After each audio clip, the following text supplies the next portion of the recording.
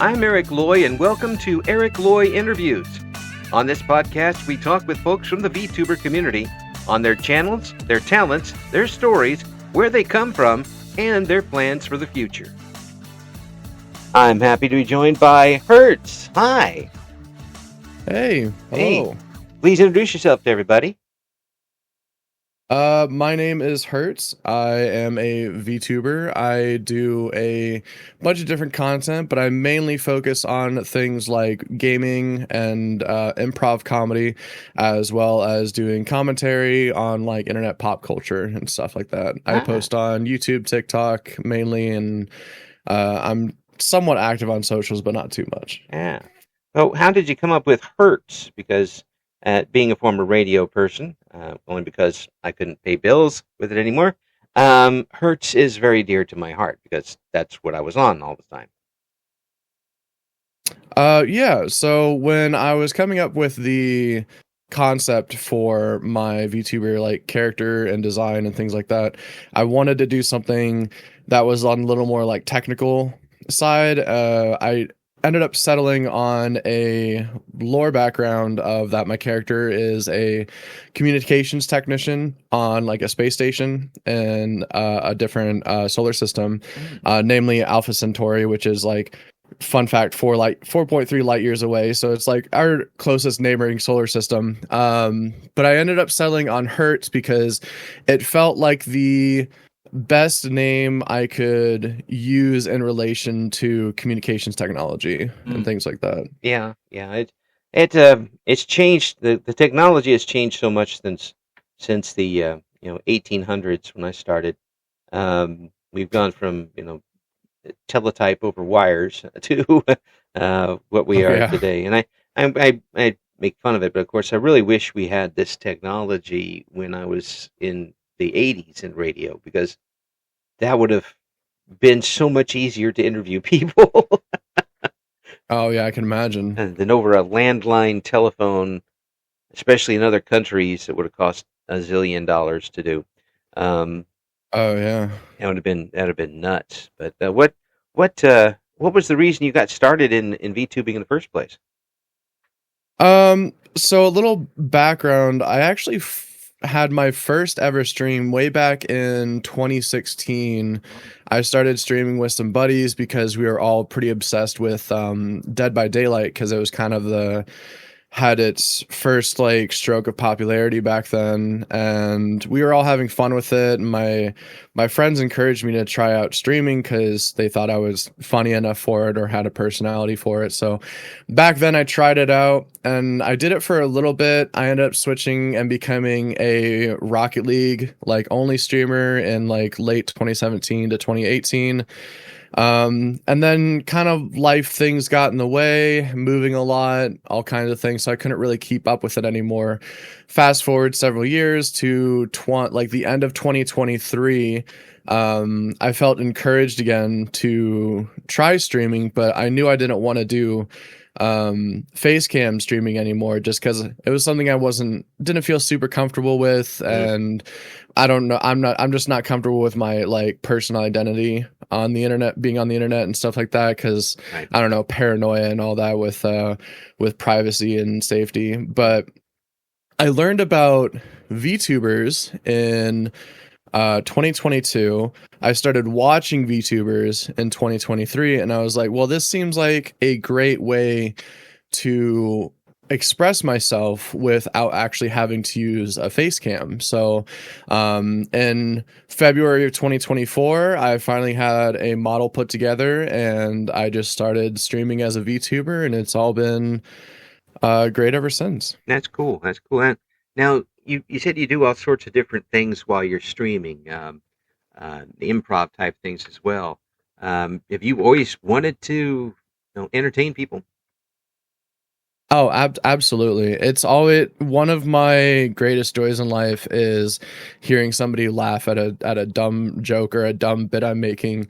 One of my ultimate goals whenever I am just playing games or if I am streaming, my ultimate goal is just trying to make myself laugh. And if I can make other people laugh or smile by proxy, then I couldn't be happier with that situation. Mm. Yeah, I understand how that goes. I'm not always successful with it, but I understand how it goes.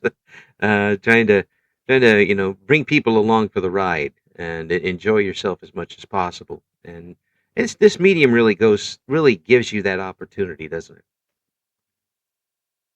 It really does. I mean, and spades, really just being able to meet new people and kind of see what makes them laugh, like what their sense of humor is like, and then being able to try and accommodate for that, and then meeting new friends and people. Like I've met some of my current like closest friends through VTubing, I would say. I even met my current partner through VTubing, Ah, excellent. and it has been a incredible experience just getting to meet such a wide array of personalities and being able to learn how to not only make myself laugh in different ways, but being able to uh entertain people in different ways.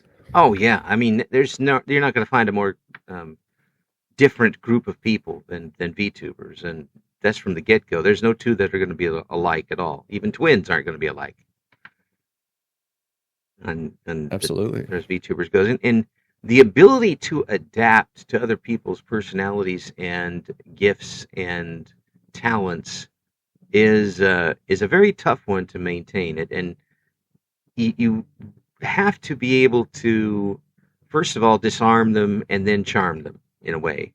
Um, Mhm. have you found that easy to do? I think it's always been something for me that I don't have too much difficulty with it. I've worked a lot of jobs in my life, like many different walks of life. Like I just because one of moving like a lot, and two trying to gain new life experiences. Mm. But in the grand scheme of it, pretty much every job I've had has always interacted with other people.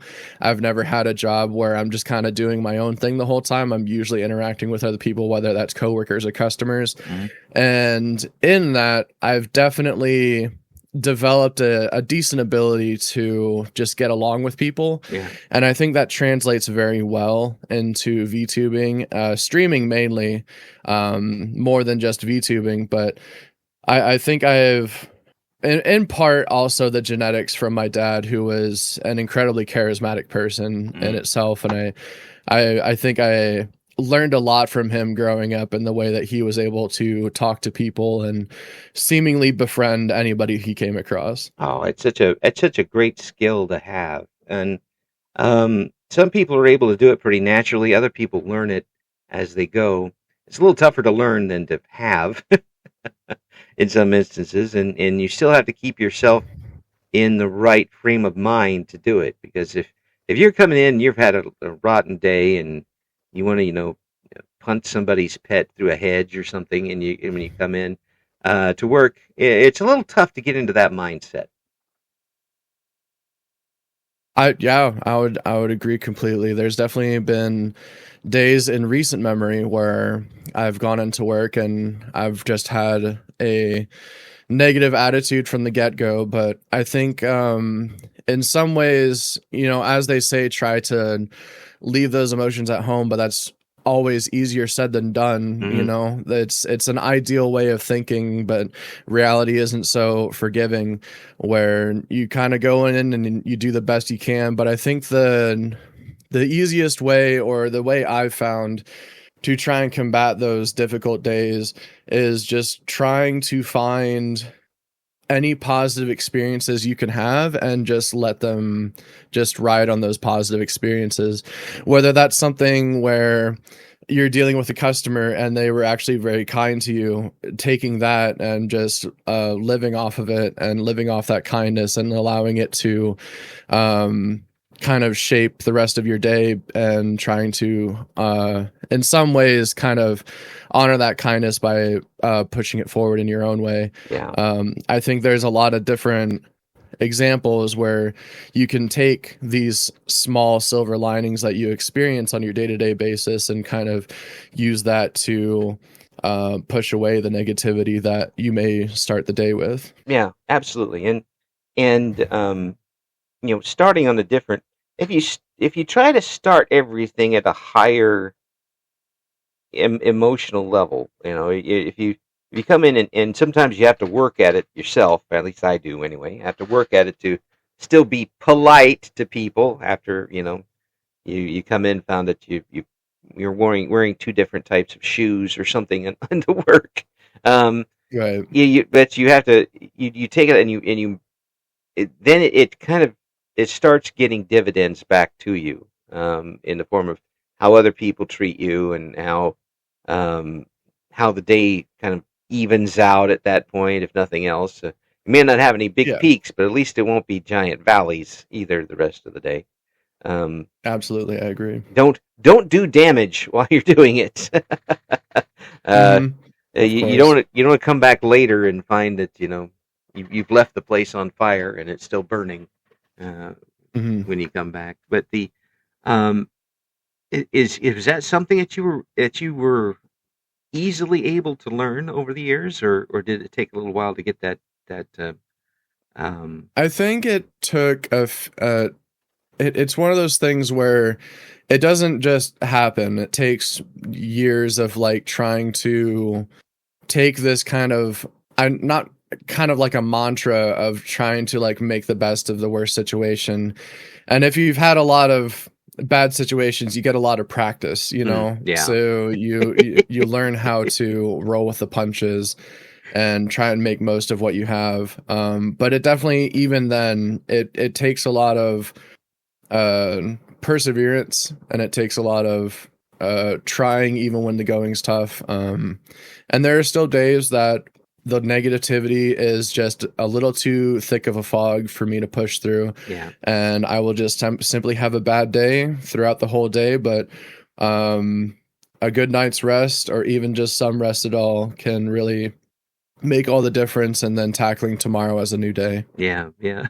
I like how you put it. It's just practice. Hmm. Some days you have a lot of practice. Absolutely. I'll have to take that into work at the police station. If the people who come in with the most insane things happening, like, this is just practice. I'm practicing. Getting a lot of good practice today. Yeah, yeah, yeah. And by the end of the day, you're like, okay, I'm done practicing. I know how to do this. I'm very, very much educated. Um, so, I mean, with this, um, with the personality and that kind of drive, was it easy for you to turn the microphone on and be in front of people that way? Um, Not at first, but I think I took to it a lot faster than most people would. At first, it's definitely, it's with anything that you're trying for the first time, or trying a new hobby, or trying to get better at a new skill or something like that. There's always a lot of those nerves Mhm. where you're like, is this something that I'm going to be good at? Is this something I'm even made for? Is this something I'm going to be able to learn or improve on? And there's a lot of those voices in the back of your head, like, I like this thing. I like seeing other people do this thing. I want to try this thing, but you never know until you start hitting the ground running and seeing where it goes. But I think for me, even back in 2016 and 2017, when I was really trying all this streaming stuff for the first time and making YouTube content for the first time, I was very nervous. I wasn't sure if people would like me, because I'm, even back then and sometimes today, I still get those negative thoughts of like, do I have a good enough personality? Are people going to stick around if they check me out, or things like that? Yeah. But I think it definitely gets easier over time, and I think in some ways you just have to learn to build confidence in who you are, Hmm. and accept the fact that not everybody is made for everybody, Hmm. and that you will find an audience eventually. You will find people that are like-minded enough, and people that kind of vibe with who you are, and you just have to find those people over time and cherish the people that you do find, and just accept that, there will be a lot of people that you will run into that just don't vibe with you, and that's okay. Yeah. You just move on from that. Yeah, yeah. I mean, the way you're describing it, you're able to build an audience organically that way, which gives you a more solid base, I think, as a creator. Yeah. And these are people who now see what you bring to the table, enjoy being with you, and will come back for that. When you started getting that, did that kind of change your attitude towards doing it? Was it a wind beneath your wings moment, or what? I definitely think it bolstered my confidence in an ability to just find people who are like-minded. It definitely reassured me that there is just a wide, big world out there, especially on the internet, that you will have a lot of people coming and going, but you will definitely find some people who are willing to stay, and then those people who will just support you and the things that you make, and that is a very good feeling. I mean, it's that thing of, if you get one positive comment out of like 15 negative comments, for me, I focus on that one positive comment, and I'll ride that high for as long as I can. Yeah. And I'll just ignore all the negativity that comes my way, because I know that there's one positive comment that's keeping me going. Yeah. And that's kind of just a analogy towards just building a community, or even outside of building a community, just meeting other VTubers or streamers and being able to build relationships and friendships that can stand the test of time. Yeah. It's tough to describe in few words how that works, but it's easy to show when it doesn't. Yeah, for sure. Even if you're doing a collaboration with somebody, and I would do broadcasts with people back in the day, and we would just get a situation where it wasn't that I wasn't doing well or they weren't doing well; it just didn't mesh. That happens. It doesn't mean it's anybody's fault. But sometimes it's just a bad match from start to finish. Yeah, no kidding. Have there been times when you've gone on a stream and things have just been so calamitous that you kind of realize part of the way through that this isn't going to work? Eject, start over again. Definitely. I think I've had more of that happen with doing collabs than I have had in like my solo content. I think for the most part, first of all, in my solo content, if I feel like the content I'm doing for that stream, like the game I'm playing or the idea I'm bringing in, that I wanted to do, if I feel like it's not working out, I will simply just pivot to something that I know will, and we'll just try another day with a different concept or a different idea. For collab type things, I've definitely had a few collabs in the past, excuse me, where I've just not felt the vibes, and the vibes have felt off initially, and then I've just stuck it out through, at the very least, like 2 hours, because that's what I try to commit myself to if I'm agreeing to a collab with people. If we're playing a game or something, I will try and commit at least 2 hours to it, regardless of whether I'm feeling the vibes or not. I think a lot of the time, if I'm in a collab that I've been invited to and I'm not feeling the vibes, I will simply just try to do things within there that are simply making myself laugh and like less focused on the people I'm with. Yeah. Or if it's a collab that I've invited people to and the vibes feel off, I will do everything I can in my ability and my power to try and make the vibes better, because I feel that duty and responsibility for the people that I've taken their time to bring into this collaboration, that I want everybody to try and have a good time. But Right. I mean, that's ideal talking and idealism, and sometimes things just don't work out, and that's just okay. Yeah, And we yeah, just kind of have to accept it. yeah. I mean, there's always going to be a little bit of risk with something like that, um, and the idea that you're looking out for your chat while doing so is a good one, because in the in the bigger scheme of things, that's who you're coming home to. And if you've subjected them to something that they're not going to enjoy, then you're going to know about it, uh, Absolutely. one way or the other, when it comes to that. But um, also, when you do find something that works, it really does give you a positive outlook. The reward seems to be greater than the risk in that situation. Yeah, I would say so. And then it just expands the possibility to do some more things. Now, when I tune into one of your streams, what will I see? What will you be doing on the air most of the time? Um, I think it usually depends on if I'm playing a game or not. Sometimes I try to I think for the most part I'm usually playing a game. Half the time we'll be playing games by myself, half the time we'll be playing with people. Mm-hmm.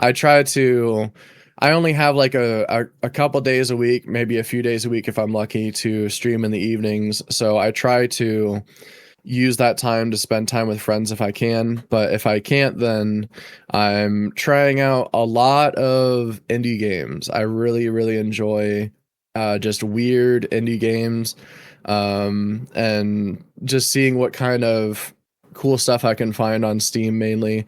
I used to play competitive stuff, but I think I've kind of not necessarily like outgrown it, but I don't think it like interests me nearly as much as it used to. Yeah. So I try to play more relaxed things. Yeah. It's definitely a lot of me trying to make myself laugh and hoping that you might have a similar sense of humor to me, or something in along the lines of just trying to have a good time. I'm always open to conversations about pretty much anything with my chat. So sometimes we'll just get on tangents talking about really anything. Like a great example was when all that bricks and minifig stuff was going on, which I think just recently reached this conclusion. We were definitely talking about that quite a bit, and just random pop culture like streaming and streamers and things like that. So Yeah. there's a lot of yapping going on and a lot of like trying to make jokes and stuff like that. Yeah. Well, Is mainly what you'll be diving into. yeah, and with that, you have a little bit less stress going in too, because you're not planning anything super heavy to do, and but you're going in there to enjoy yourself, and as you said, bring people with you, and that to me um, that to me automatically makes it stress um, give gives less stress than doing it the other way. Yeah. I would say maybe once a month or every other month I try to plan something bigger. Mm-hmm. Like I have a game show I want to try doing in September. And I try to do kind of bigger things like that every now and then. Like I had a VR chat stream a while ago where I took chat on a date in a McDonald's, and it was kind of this whole improv comedy thing. So I try to do stuff like that every now and then, where it's kind of weird and experimental, but it's something that an idea I had. So Did you at least have a coupon? give it a shot. No, unfortunately, chat asked for a few too many items, and I couldn't afford it. That happens. It happens too when you get married. I believe it. Yeah, I can relate this because it actually happened. My wife and I, Misty, we were at a place in a couple towns away from here, and it was a barbecue place, which I don't particularly. I'm not a big barbecue fan. I don't like the stuff that's sweet. We went in and we had limited resources, and she limited them with her order. and I had a ham sandwich, literally, and she's like, "Well, how come you're not getting anything?" And I wasn't going to say, because you spent all the money on this. I said, "Oh, I'm just not very hungry," and really, I wasn't with that place. And then she only ate like 30% of it and didn't even take the Oh rest home. goodness. And I'm like, Oh, didn't even get oh a to-go box. no, Oh, because it wasn't very good, I guess. But it's like, oh, I gotcha. yeah, I was, I was simmering the rest of the way home. There is something about that where you're looking at the food uneaten and you're just seeing dollar signs that Yeah, are just left on the table. yeah, and Definitely had hopefully, that a few times. hopefully, it's stuff that you like and can, take home and have yourself or just eat off their plate. But no, no, this was Hmm. like barbecued Uh, everything, barbecued knives and forks and barbecued, napkins. I mean, everything was just and she only liked a little bit of it, got full quick. Like, please take it home so I feel better. and, and I tell you this too, the ham sandwich wasn't even that good. Like, oh, that's the worst part. how do you mess up a ham sandwich? It's one of the most basic foods in existence, really. Like Yeah, like that's kind of, in some ways, it's kind of impressive. yeah, yeah. I mean, later on, I could look back and say it was impressive. At the time, it was just, infuriating. Absolutely. Oh, I Yeah, couldn't imagine. I'd be fuming. yeah. And we went back. I didn't say in order to save my marriage and my sanity, I did not say a whole lot on the way back home. Understandable. I let her listen to her stuff on her phone, and I just kind of, you know, hummed, marching tunes in my head all the way back.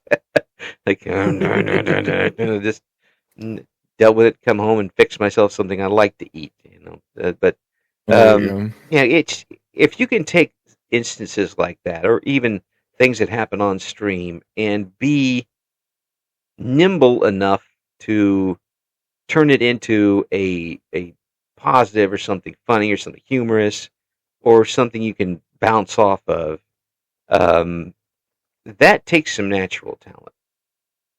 Um, is that something you've been able to do for the most part? I think it's something that I do and I try to constantly improve on Mm, because I think it's a skill that um I enjoy and I respect a lot, so I want to practice that in my everyday, which is just trying to work with what I'm given and make the most of a situation that I'm put in. hmm Um, so in a lot of these times, I am just trying to have the most fun I can because really at the end of the day, it is a hobby. hmm It's something that I'm choosing to do, something that I'm choosing to put out there, and so I want to enjoy it as much as I can. So I will pretty consistently try to improve on uh being able to make the most of these situations. Now, you mentioned Rocket League before, and then you also mentioned competitive things before. Was that what you were competitive in? Yeah, absolutely. That was kind of my main competitive game Mm, between like 2017 and like early 2019. mm, I I played it quite a bit, and I don't think I was all that good at it. To be frank, I peaked in back in the day was champion 1. This was before the new current highest title being Supersonic Legend. The highest title back then was just Grand Champ, yeah. and Grand Champ was after reaching Champion 3. So I was in the bottom tier of Champion. Mm, And I did that in 3v3s, which I think is probably the most like competitive game mode. But there was something about it that I kind of ruined for myself. I got into a terrible mindset back then hmm where I felt the need to prove myself and my individual ability. Ah, So there was a stint for a few months where I only played 1v1s, like competitive 1v1s, Yeah. and it kind of ruined a lot of the game for me. And it's something that in hindsight I do regret doing, because I would go into these streams and I would just annoy myself. I would get frustrated and I would have a bad mood at the end of the day. Yeah. And that's after, working a full shift, and then I'd come home and I'd stream for 4 hours, and then I'd leave stream after 4 hours just in a worse mood than I went into it. And I just did that for months at a time. And the lesson it taught me is that people don't want to watch a guy that's just in a bad mood. Yeah. So I take that into what I'm doing every day now, and like I try to look at the things that I'm planning to do for stream, and I'm like, is this something that could possibly put me in a bad mood? And if I think it is, I just won't do it. Yeah. Because I had actually a little tangent. I had a lot of momentum in 2017. I got rated by a Rocket League commentator named Johnny Boy. Mm-hmm. He rated me with like 1,200 viewers. Whoa. In like January of that year. And then I got rated by a professional Rocket League streamer, Kronovi, and Greasy Meister. And then I got rated by Johnny Boy again later that year. And it was, honestly, it was incredible, but also a opportunity I wasted. Because inevitably I had a lot of viewership going into that year. Like a decent amount of people from those raids would come hang out in my stream, and I was probably averaging like near 100 viewers for a while. Yeah. And then I started this whole journey of trying to prove myself in 1v1s. I think there was part of me that was like, oh, if I'm going to get rated by these like professional players, I need to prove that I'm good at the game, even though I just started playing it for some reason. Yeah. So I just kept doing that. I kept having bad mood streams and dwindling less and less and less viewership until I was back to where I started. So that's a life lesson. It's just a life lesson that I won't forget for as long as I live. I had an opportunity and I threw it away because of just ignorance, I suppose. Yeah. Ignorance and naivety. Well, sometimes it just appeals to the wrong side of you. And when something like that happens in the amount of people you're able to maintain, that's pretty awesome. I mean, really, they were staying not necessarily because of how good you were at the game. They were staying because they enjoyed being with you while you were doing stuff. And then it seemed like you created a situation where they weren't enjoying it. Yep. Yeah, absolutely. And that, but now and you're not 100 years old, so you can recover from that sort of thing. I mean, it's but now you're building naturally, like I said before, organically, and the folks that are there are a little more ride or die with you than they would be at that point. I would have enjoyed playing Rocket League, but I've got this weird competitive side that shows up every once in a while, where I want to get better at it, and I start not enjoying the game as much. And I can't even imagine 1-on-1, and if you're behind like 2-0 in a 1-on-1 early on, the entire game is pretty much useless at that point. If it's stressful. Yeah. It's I was basically subjecting myself to 4 to 5 hours of stress just after work, after having all that work stress, just piling it on with gaming stress. And yeah, it just wasn't a good thing to do, and something I learned from for sure. Yeah. Not to mention, I would never be able to control the car. I would just It's a pretty difficult game, that's for sure. lots of physics involved and that sort of thing, which I would be ignoring, just trying to keep the car upright and not getting blown up all the time. But I mean, yeah. Do you ever go back to throwing it on every once in a while? Yeah. I've even streamed Rocket League like since I became a VTuber.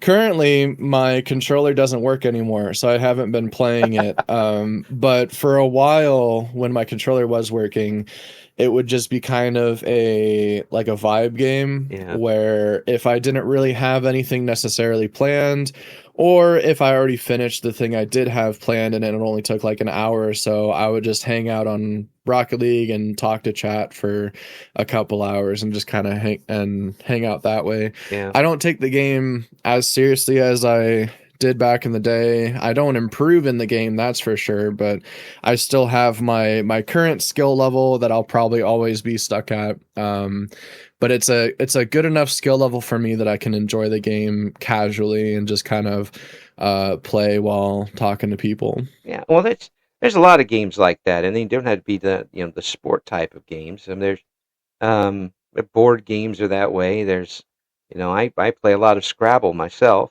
and it really isn't a game that would be streamable. You kind of giving away. It would be nearly impossible to play Scrabble on a stream, I would think. Um, Yeah. Given everybody who would be backseating you, and probably the person you're playing against also just watching your tiles. Yeah. But there's been times when I would play online, and I would be doing really well in a game, and I'm pretty decent at it, and suddenly they're playing words that don't exist in the modern spectrum. Have 17 Oh, I see. 17 Q's and an X, in a certain word, and you're like, okay, somebody brought the dictionary out, and you just kind of, you know, but when you're at a certain point, though, I mean, didn't really care at that point because that just made it an extra challenge for me. If I can still beat this person when they're cheating, then I've done pretty good. But I wasn't going for like cash prizes or anything like that either, or rankings at that point. Um, it does make a big difference. So nowadays, when you're streaming, what are you usually gaming when you stream? Yeah, like I mentioned earlier, I like to do a lot of indie games and a lot of like solo games. I guess a great example is what I've just been streaming lately. Have you ever heard of the series Backyard Baseball? Oh yes, yes, that's a classic. It really is. I play they have the 1997 version on Steam. Mm. And I played that on stream for quite a bit. Checking my Steam right now, I put over 70 hours on Steam in the 1997 version because that's the one that I grew up with. Hmm. And I 100% of the game on Steam, all achievements. And we would do these really fun streams back in that time where they have a spectator mode in the 1997 version where you could just watch the computer play against itself. Yes. And I would do this fun thing where I would pretend I was a baseball like commentator, and I Yes. would commentate the games. Oh, that would be so much fun. And that would be And great. it was a really good time. And then recently they put out a brand new Backyard Baseball title in 2026 and came out in July. Yeah. And I've been playing that in my off time, but I played it a little bit on stream. And it's just such a different game. The mechanics are so different from the 1997 version. Mhm. I basically had to like just forget everything I knew from the old game and kind of like relearn this one from the ground up. Yeah. Another game I've been playing Peak. I played a demo for a game called Combo Lands, which is a city builder roguelike. It's a pretty interesting combination. Neat. I also love games like Balatro or the Big Walk game that came out. I played a little bit of Pal World. Mhm. I like racing games like Forza Horizon. So there's really no end to what I'm willing to really play Mm, on stream. neat. But the one consistent thing about my streams is that I'm always trying to make jokes and I'm Yeah, always trying to be funny because that's just how I get the most enjoyment out of life is laughing as much as I can. absolutely, absolutely. I'm 100% for that. Yeah, I can imagine doing that with the original backyard baseball. That would be the characters they have in there are just so perfect for it. So what did they change between the old one and new one that makes it so different? Um the pitching is a little the same. They have like quick time events for the pitching now where you have to hold and release the pitch in a within a at a certain point to get a perfect pitch, which makes it harder for the batter to hit. Hmm. Um all of the standard pitches are the same with the heat, left and right hook, and slow ball, and then all of the power up pitches are the same, aside from the new Gatorade power ups, which I guess they did a partnership with Gatorade, which is super interesting. So there's like some unique Gatorade power ups that you can get. Mm. For the batting, I would say the batting is just leagues easier than it ever was in the old games because the pitching indicator is basically free because you just put the circle inside your cursor Hmm. circle and then you're just going to get a good hit. Yeah. But playing without pitching indicator is nigh impossible because there really just isn't any way to know where the ball is going to go. So if you want to play on impossible hard mode, then play without pitching indicator and you'll have a terrible time. So Yeah, yeah, and I've watched a lot of people play the older one, and the pitching would be what got me for the most part, and the batting in the old one was really tough too to get a decent swing, yeah. the timing and everything. But that's kind of what added to the charm a little bit once you knew what was going on with it. Um, Mhm. and I can see somebody doing the play-by-play for it. I did a lot of baseball play-by-play when I was on the radio, and that was just so much more fun than anything else. Doing it. I mean, I wanted to be playing the game, but Yeah. if not, I can at least talk about it. Um, Absolutely. yeah, I love baseball just as a sport. yeah, My team currently is the Houston Astros and mm, they've been having an okay year so far. yeah, They kind of piggybacking off of Jordan Alvarez mainly with his incredible batting skills. He's one of in my opinion, the best batter in the league aside from Shohei Ohtani. Jordan Alvarez just hits monster home runs every single series that he's in. It's yeah, crazy. yeah. But see, I'm being an old fellow. Um, I have been a Cub fan for 50 plus years. So, I mean, Mm, I was a Cub fan when they had guys like Dave Rosello and uh, yeah. Steve Swisher. I mean, I'm from the really old, completely fall apart in August teams. Um, and to see, I'm not a giant fan of the current game because all the rules changes. Um, Oh yeah. they Yeah, absolutely. the extra inning rule is absolutely stupid. Mhm. There's no reason for it, and it just grinds me that something that can go on for 150 years perfectly fine, and they had to change it.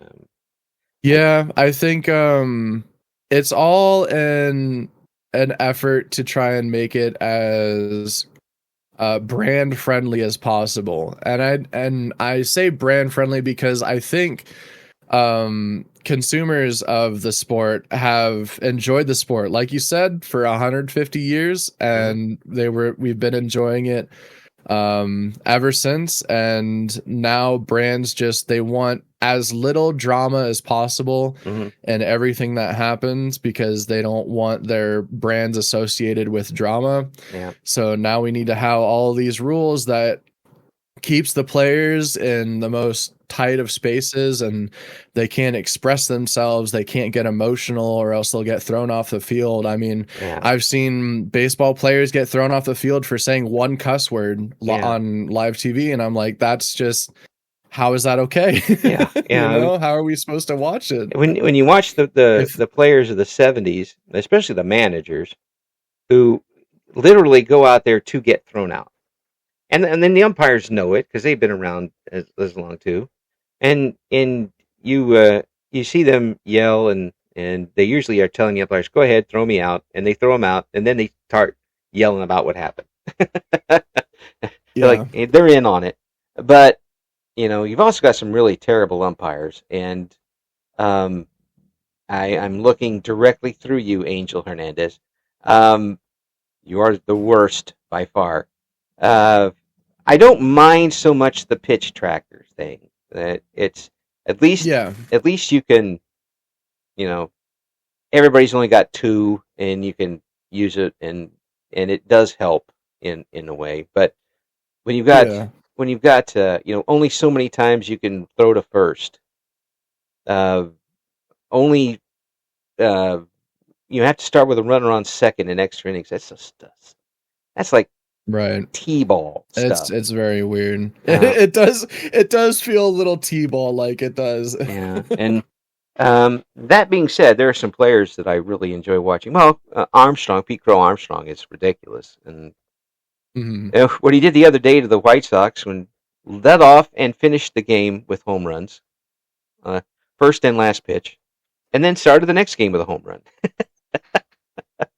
And he's not the Yeah. biggest guy in the world, so he's fun to watch. But um, I enjoyed baseball when you had pitchers that would complete games. You didn't carry more pitchers than anything else on the roster. Oh man, yeah. It feels so hard to keep up with who's a pitcher on your team now, because I've definitely had games watching the Astros and I'm like, oh, I forgot this guy was a pitcher. Yeah, Because he yeah, comes on like every six games and I'm like, he's had quite a bit of rest, hasn't he? yeah. I mean, during some of the times when the Cubs were tanking before they got the World Series, and they were just 3 years in a row with 100 losses tanking. There was one year where they used something like 30 different pitchers, which is nuts. That's insane. I And, don't even know how you could afford that many. but now you look at Baseball Reference, and every team has that because they cycle people up and down on the rosters and Yeah. and do it all the time. Every day they're changing the rosters around. And back in my day, you had sometimes only 9 pitchers on the team. And if Mhm. you were down by 10, somebody just ate it the rest of the way. But I'm old and I like to shake my fist at clouds, so Yeah. I stay away from that as much as possible. Now, when you are streaming now, do you have any big goals planned for yourself and your? Oh, I have more ideas than I have the time or financial capability to do so. I write down ideas all the time that I look at it and I'm like, sure would be nice to do that someday, but I understand it's it's a little impossible with current circumstances or even future circumstances. But Mm, yeah, I have so many ideas that I want to do. That I don't know if I'll ever be able to, but I'll try and get as many of them done as I can, when I can. oh yeah, yeah. As long as you're enjoying yourself with it. Yeah, absolutely. That's always the biggest thing. If you're enjoying what you're doing, and you can bring people along with you, like you trying to do, that's the buttercream icing on the cake. That's what that is. Yeah. And it sounds like you're really enjoying yourself with it. And you're not letting it get to you when it doesn't work out quite as well. Yeah.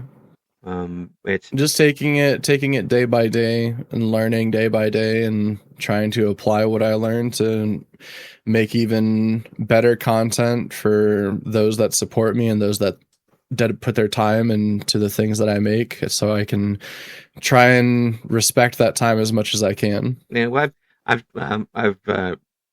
listen to some of the stuff you've done in the past, and it just sounds like you're having too much fun with it, and your voice is really good for it. It doesn't sound like you're putting a whole lot of effort behind your voice, but it's very clear and gets it across, and it's very easy to. I can mentally hear you start laughing at any particular time, which is it doesn't sound forced when you do, which is great, and it doesn't sound like ha ha ha I am laughing now, that type of thing. Um, Right. yeah, when it happens, and it's very real, and it brings everybody with it. Um, now that you're in the driver's seat a little bit, and you're settled in, and I'm not I'm not intentionally going back to Rocket League when I say that. Um, how are you now more comfortable than you've ever been with the microphone? Oh, absolutely. I think I've hit my stride since becoming a VTuber. I think I have a lot more confidence in the way I carry myself and the things I do, and I think that confidence in itself carries me a long way, and just trying new things and seeing where it goes. Yeah, yeah, and some of it works, some of it doesn't. But when it does, that's the good stuff. It's Yeah. yeah, That's the part that keeps you going. yeah, absolutely. Well, I think it's going to keep going for you. It's just I hate to throw the term you're a natural for it, but it almost seems like this was kind of waiting for you to discover to do. Um, and once you kind of gotten into it, it's been a friendly place for you to grow yourself into. Do you think that's the case? I would say so, and I honestly that compliment does make me a little emotional because it reminds me exactly of what my dad used to say when I was younger. Mm-hmm. Because, like I said, I started streaming a long time ago at this point. Like my first ever stream was over 10 years ago, Mm-hmm. and I would have nights where I would have been loud and in the back of the house living with my parents, trying to have fun on stream. Mm-hmm. And I've had times where a long time ago where my dad was like, you really sound like you're having fun with what you're doing, and it sounds very natural, and I hope it works out for you. So Yeah. there is part of me that does what I do now and got back into making content and streaming just because of the encouragement my dad gave me so Yeah. long ago, because he had confidence in my ability to do these things and make content and meet people and entertain people. So I want to honor that I'm not Yeah. the words that are escaping me, but I just want to Yeah. I want to live good by the encouragement he had for me. Well, I think you are. I think it's shown in what you're doing. It shows what when you talk about it, it shows um, that you're there are people who are doing it just for a job, obviously, and they're enjoying it, but they're doing it for a different reason. You're doing it because you enjoy it. You want to keep exploring this medium. You want to keep finding new ways to not only enjoy yourself, but have your audience enjoy with you. Um, those are incredibly um, potent reasons and good reasons for you to keep going. And I just hope that you continue to find um, the green pastures you want to find, and you're able to build on them.